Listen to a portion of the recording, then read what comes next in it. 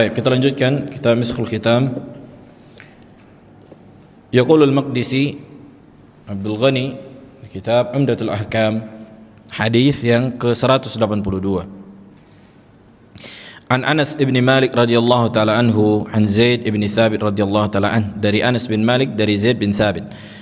Qala tasahharna ma'a Rasulillah sallallahu alaihi wasallam thumma qama ila shalah. Kami sahur bersama Rasulullah, kemudian setelah sahur Rasulullah bergegas menuju salat.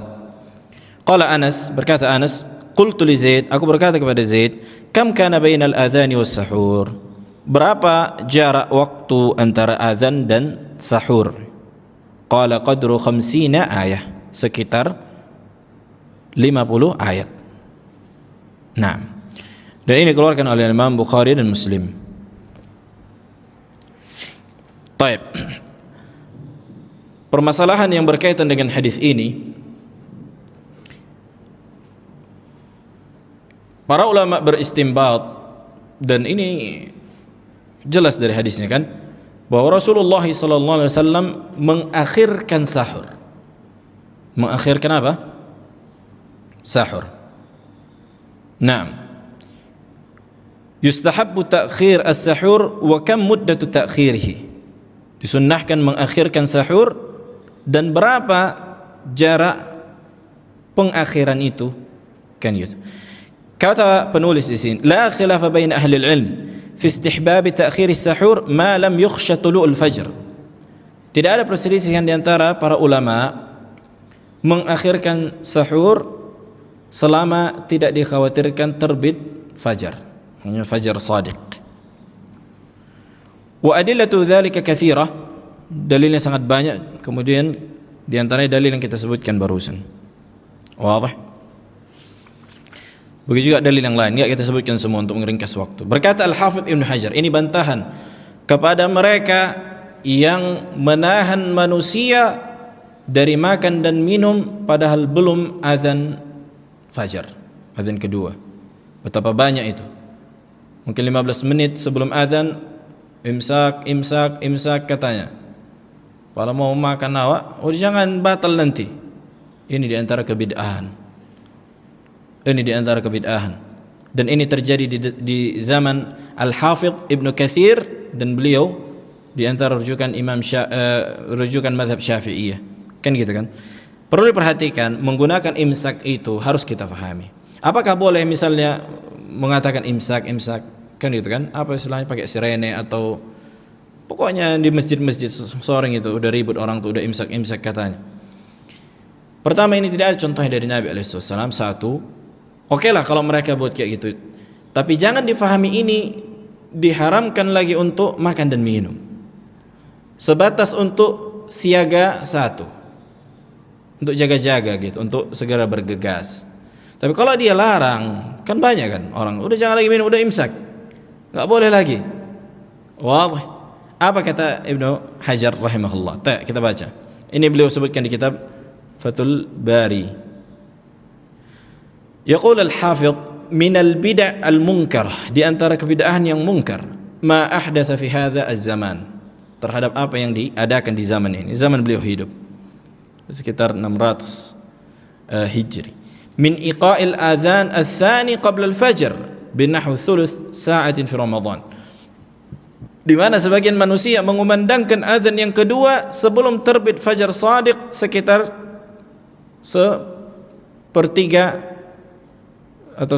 sepertiga jam. 60 menit dibagi 3 berapa? 20 menit, sekitar 20 menit, 20 atau 15.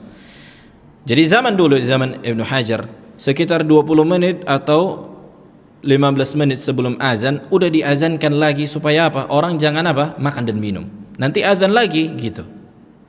Jadi imsak mereka enggak kayak sekarang pakai apa? Pakai sirene atau apa? Diazankan itu di zaman beliau. Tapi kan konsepnya sama, menahan orang apa? Untuk makan dan minum padahal belum terbit fajar shadiq. Wa itfa'ul masabih allati ja'alat 'alamatan lit-tahrim al-akl wa syurb 'ala man yuridu as-siyam, dan mematikan lampu-lampu menunjukkan tanda diharamkannya makan dan minum bagi orang yang ingin saum. Za'man mimman ahdatsahu annahu lil ihtiyat fil ibadah. Di mana mereka mengklaim ini dalam rangka jaga-jaga dalam ibadah, nanti kelewatan, kan gitu. Wala ya'lamu bidzalika illa ahadun nas. Yani tidak ada yang mengetahui kecuali hanya beberapa manusia. Wa qad jarrahum dzalika ila an saru la yu'adzinuna illa ba'da al-ghurub bidarajah. Kemudian pada berbuka mereka tidak mengazankan sampai udah 1 derajat matahari tenggelam baru diazankan. Maksudnya udah tenggelam kali, udah golop kali, sementara tenggelam matahari, hilang matahari sudah diazankan. Ini enggak, biarkan dulu lama.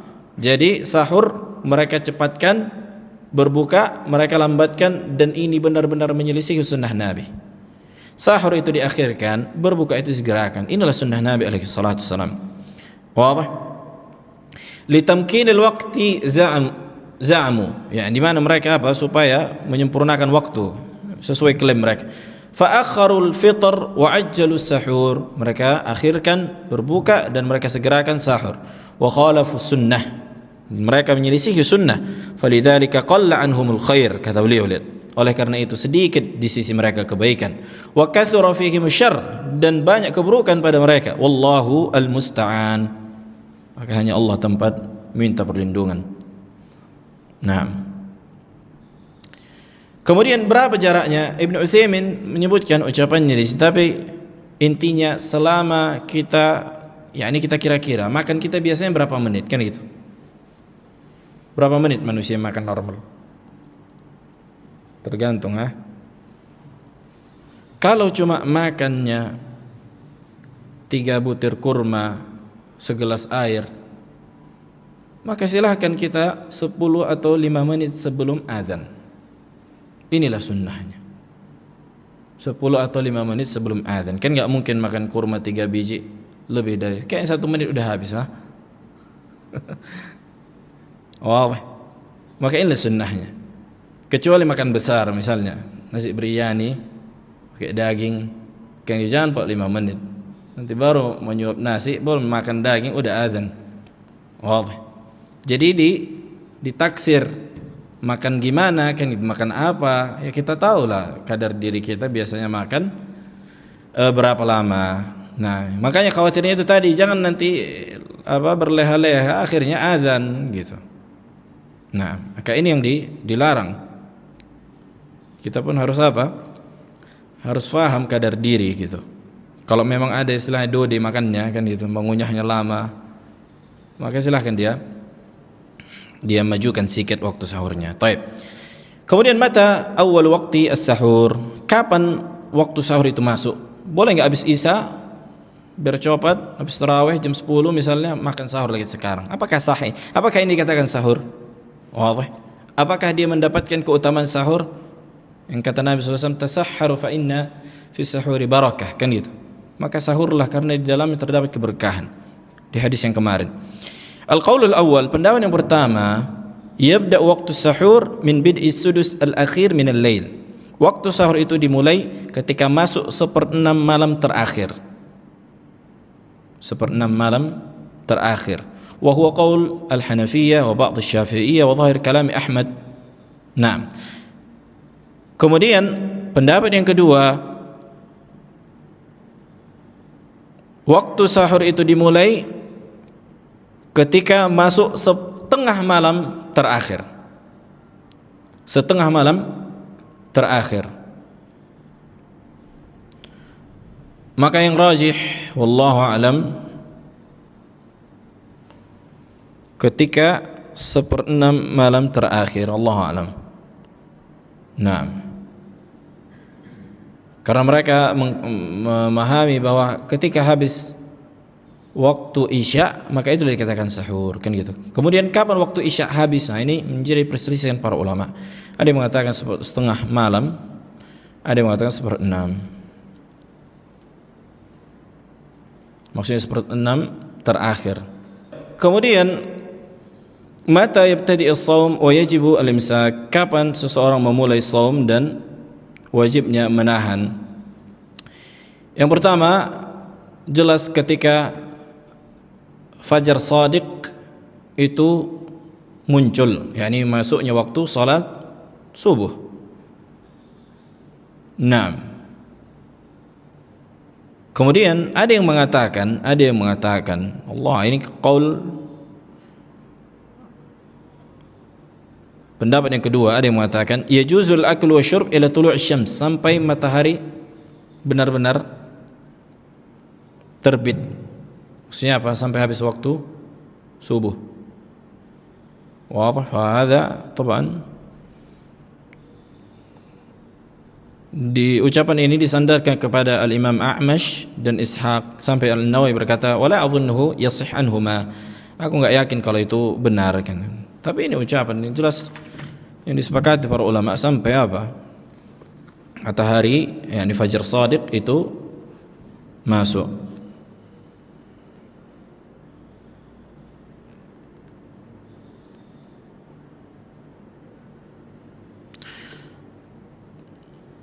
Taib. Kemudian masalah idza tala al-fajr wa at-ta'amu fi fihi falyalfadhhu kan ya, atau falyulaffidhhu. Kalau fajar shadiq telah masuk, kemudian makanan di mulutnya, masih mengunyah, apa yang dia lakukan? Pertama, perlu kita fahami, disebutkan dalam hadis Abdullah bin Umar, ketika Nabi SAW menyebutkan inna Bilalan yu'adzin bilail, sesungguhnya Bilal ibn Rabbah azan itu ketika waktu malam, kan itu belum masuk fajar shadiq. Fakulu washrabuha, maka di sini dianjurkan apa? Untuk mulai sahur, makan dan minumlah. Hatta yu'adzin ibnu ummi maktum, sampai kapan? Sampai azan kedua, yakni masuknya fajar shadiq yang diazankan ibnu ummi maktum. Kemudian berkata Nawawi, man tala al-fajru wa fi fihi ta'amun falyulaffidhhu wa yutim shaumah. Siapa yang sudah masuk fajar shadiq dan makanan masih di mulutnya, hendaknya dia buang. Jangan lagi dia bondut, dia tolan, kan itu. Ya, ini dia buang dan dia sempurnakan apa? Fa in ibtala'ahu ba'da ilmihi bil fajr batala shaumuhu. Kalau dia telan dan dia sudah mengetahui fajar shadiq itu muncul, batal shaumnya. Wa hadza la khilafa fihi. Ini tidak ada perselisihan di dalamnya. Tsumma dzakara hadis Ibnu Umar wa Aisyah radhiyallahu ta'ala. Apakah ini la khilafa fihi, tidak ada perselisihan di dalam mazhab Syafi'iyah atau seluruh mazhab? Allah alam, ana belum bahas. Tapi yang jelas ini sebutkan para, kalau makanan misalnya kan, makanya kalau bisa, makanya usahakan hati-hati gitu. Jangan berleha-leha lagi kan gitu. Tapi kalaupun memang silahkan lebih aman, buang dan sempurnakan shaumnya. Kemudian siapa yang ragu kalau fajar shadiq ini sudah muncul atau belum, apakah boleh dia makan? Tadi siapa yang yakin sudah terbit fajar shadiq kemudian dia masih menelan makanan, kata Nawawi, shaumnya batil, tidak sah. Kemudian ini siapa yang ragu? Karena kadang sebagian muadzin azan sebelum masuk benar-benar waktu fajar shadiq itu bisa, misalnya apa? Muncul, kan gitu misalnya. Al-qaul al-awwal, pendapat yang pertama mengatakan yajuzu lahul akal wasyurb wal jima' wa ghairuhuma. Boleh bagi dia makan dan minum dan berhubungan badan dan selainnya, hatta yatahaqqaq al-fajr, sampai dia yakin fajar shadiq itu muncul. Wa huwa qaul jumhur ahli ilm. Ini pendapat mayoritas para ulama. Bahkan dinukilkan ittifaq oleh Ibnu Taimiyah rahimahullah. Ini yang ragu ya, yang tadi yang yakin. Jelas ya perbedaan antara ragu dan yakin. Jangan disamakan. Ini udah yakin dia, oh udah masuk nih, udah lewat ini. Maka kemudian dia telan, batal shaumnya. Tapi kalau dia ragu, maksudnya jangan oh aku ragu aja, enggak. Tapi dikira-kira kan gitu. Baik. Kemudian pendapat yang kedua, maka dia menahan hendaknya dari makanan dan minuman. Ini pendapat Al-Imam Malik. Baik. Kemudian permasalahan kita lanjutkan, enggak semua kita bahas. Ini masalah idza adzana al-muadzin wal ina fi yadihi fa hal lahu an yashrab. Kalau seorang muadzin sudah azan dan di tangannya terdapat minuman, boleh enggak dia minum? Warada fi dzalika hadis an Abi Hurairah radhiyallahu taala anhu. Datang hadis dari Abu Hurairah, qala Rasulullah alaihi wasallam, "Idza sami'a ahadukum an-nida wal ina'u 'ala yadihi fala yadh'hu hatta yaqdi hajatahu minhu." Kalau salah seorang di antara kalian mendengar azan dan masih ada air di tangannya, maka janganlah dia letakkan sampai dia tunaikan hajatnya. Artinya boleh dia minum dengan itu. Hadis ini dikeluarkan oleh Imam Ahmad dan selainnya, akan tetapi hadis ini memiliki kecacatan. Wadih. Sebagaimana disebutkan Syekh Muqbil di kitab Ahadits Mu'allah zahiruha sihhah. Hadis-hadis yang memiliki kecacatan yang secara zahir sehat. Nah, hadisnya lemah, wallahu a'lam. Maksudnya para ulama membedakan antara makanan dan minuman. Wallahu a'lam. Yang zahir hadis ini lemah, maka hukumnya sama. Taib. Nah, ada pertanyaan? Masih ada waktu? Hah? Fadal. Kalau kita masih ada makanan, bila sudah azan, maka dikeluar. Nah, kalau dia masih mengucapkan inallah malaika tahu, berarti masuk ke syak. Masuk ke orang yang ragu. Dan sebagaimana disebutkan Ibnu Taimiyah, nah apakah dia biasanya si muadzin ini mengucapkan innallaha itu sudah masuk waktu atau sebelum? Ini pertanyaan. Apakah dia mengucapkan innallaha masuk waktu, biasanya dia masuk waktu dulu ucapkan innallaha, atau sebelum? Sebelum. Sesudah masuk. Berarti itu hukumnya masuk fajar shadiq. Ibrahnya pada keyakinan kita masuk fajar shadiq. Tapi kalau dia misalnya, makanya dia tanya muadzinnya kan gitu. Kalau adzan kau innallaha kau bilang udah masuk atau belum fajar shadiq? Jangan marah cop nanti kita sahurnya ini. Apa? Kalau ragu kata para ulama silahkan makan dan minum kalau ragu. Kalau ragu enggak, belum tonton entah masuk entah enggak. Makanya dia bilang kalau bisa ditanya dia. Kan itu. Atau kebiasaan muadzin itu gimana? Walaupun innallaha ini tak pernah diajarkan Nabi alaihi wasallam ketika azan kan gitu. Tapi kita berjalan dengan maksudnya menghukumi pada kasus ini bagaimana, apakah sudah masuk atau belum. Nah. Wadih. Kalau ragu itu tadi. Nah, fadhal. Bagaimana caranya kita bisa mengetahui fajar shadiq di daerah kita? Apakah kita sudah mencukupkan jadwal yang ditetapkan pemerintah? Wallahu alam, fi ada tariqahnya sebutkan para ulama. Cuma ana belum pernah mempraktekkannya atau melihatnya langsung. Nah, maka kalau yang enggak mampu kita langsung melihatnya kan gitu. Maka silahkan mencukupkan dengan apa yang ditetapkan oleh pemerintah. Nah, sudah cukup, wallahu alam. Nah, sudah cukup apa? Mencukupkan dari ketentuan pemerintah. Kan itu. Dan ini al-amal bidzan, maksudnya beramal dengan dugaan yang cukup kan gitu. Wallahu alam.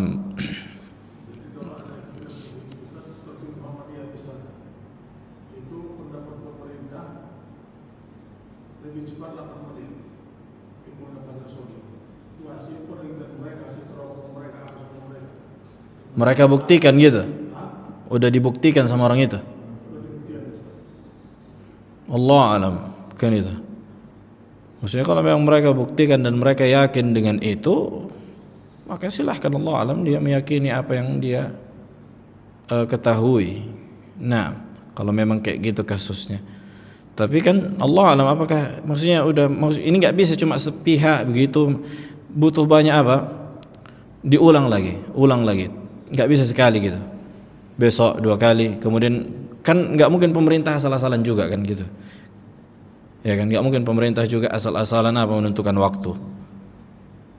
Allah alam nggak tahu memang bagaimana konsep mereka, maksudnya tentang kasus, apakah memang mereka percepat atau enggak. Nah, kalau memang mereka percepat dan mereka salah di situ dan mereka tidak menempuh jalan yang diajarkan oleh Rasul, maka mereka lah yang berdosa. Mereka lah yang menanggung semua amalan-amalan kaum muslimin yang berkaitan dengan waktu salat. Nah, makanya bukan gampang kan itu. Tapi kita husnudzan mereka sesuai dengan syariat. Allahu a'lam. Nah.